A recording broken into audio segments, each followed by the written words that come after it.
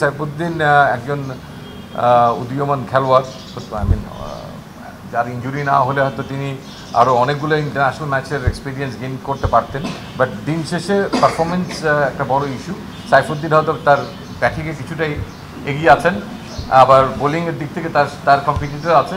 So that it's a good opportunity for him as well এই Zimbabwe সিরিজটা তার স্বরূপে ফেরার জন্য মনে করি, because we have lot of interest on him. এই মাসের শেষ নাগাদ তিনি বাংলাদেশে আসবেন, এবং বাংলাদেশে আসলে দেয়ার ইজ এ পসিবিলিটি যে ডিপিএলে তিনি একটা দুটো ম্যাচ ওখানে একটা খেলার সুযোগ থাকবে। তারপরে আমাদের টিম ম্যানেজমেন্টের সঙ্গে ঢুকে যাবেন তিনি, সেখানে কিছু তো ক্রিকেটিং স্কিলের প্র্যাকটিসের একটা সুযোগ থাকবে। টিম ম্যানেজমেন্ট যেভাবে চায়, তিনি যেভাবে চান।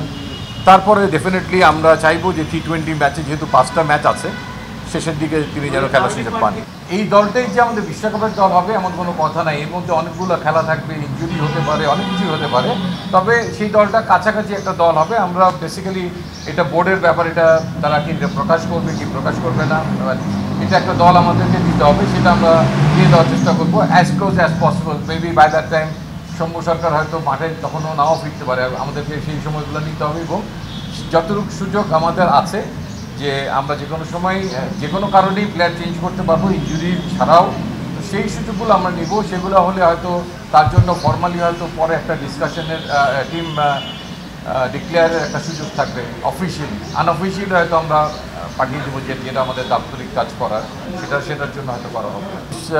সফর করে আসবেন, তার সফরজনিত ক্লান্তি থাকবে, এই গরমের সঙ্গে অ্যাডজাস্টমেন্টের ব্যাপার থাকবে, এবং তারপরেও ডেফিনেটলি তাকে বাংলাদেশ টিম ম্যানেজমেন্টের সঙ্গে কাজ করেই তারপরে ম্যাচে ফিরতে হবে যত দ্রুত সম্ভব। তো সেই জিনিসগুলো কিন্তু আমরা লক্ষ্য রাখবো।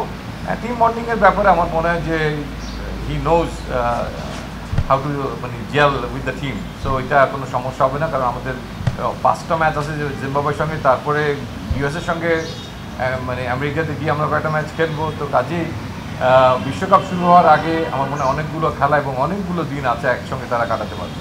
সামনে আমাদের যে খেলাগুলো আছে, সেই খেলাগুলোর ব্যাপারে যদি কেউ আহত হয় কিংবা কোনো কারণে যদি আমরা দল পরিবর্তন করতে চাই ইউএসএ অথবা T20 ওয়ার্ল্ড কাপের সময়ও, সেই সময় যে ব্যাকআপগুলো আমাদের দরকার হবে, বেসিক্যালি তাদেরকেই এখানে রাখা হয়েছে, যাদের গ্লোবাল ক্রিকেট খেলার এক্সপিরিয়েন্স নাই, কিংবা আমাদের হেড কোচের সঙ্গে এই সমস্ত বিষয় ইতিপূর্বে যারা ইন্টারাকশনে আসে নাই, তাদেরকে মূল প্রাধান্য দেওয়া হয়েছে। এবং আনফর্চুনেটলি সাকিব আল হাসান এবং মুস্তাফিজ না থাকার কারণে তাদেরকে আমরা এই টাই আপ করতে পারিনি এখানে।